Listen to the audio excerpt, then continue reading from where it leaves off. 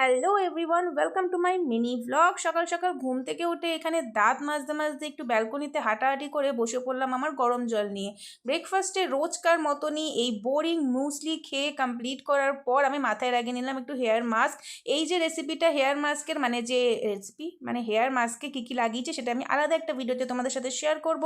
স্নান টান করে উঠেই দেখি পিরিয়ডস হয়েছে, তো তারপরেই ব্যথা নিয়ে একটু শুয়ে থাকার পর আমি এখানে খেয়ে নিলাম আমার দুপুরের লাঞ্চ, চিকেন রাইস, আর তার সাথে সাথে ছিল স্যালাড। এটা কিন্তু পুরোপুরি অয়েল ফ্রি চিকেন। তোমরা যদি আমাকে কমেন্ট করে বলো তো ডেফিনেটলি এই রেসিপিটা আমি তোমাদের সাথে শেয়ার করে দেবো। খাওয়া দাওয়ার পর একটা টানা ঘুম দেওয়ার পর ঘুম থেকে উঠে আমার এই যে সেই ব্যালকনিতে যে চন্দননগরের লাইটিংটা আমি লাগিয়ে রেখেছি, সেই কালী পুজো থেকে, সেখানে একটু হাঁটাহাঁটি করে 1 কাপ কফি খাওয়ার পর আমি আবার পুরোপুরি নেতিয়ে পড়েছিলাম। আমার এত শরীর খারাপ লাগছিল।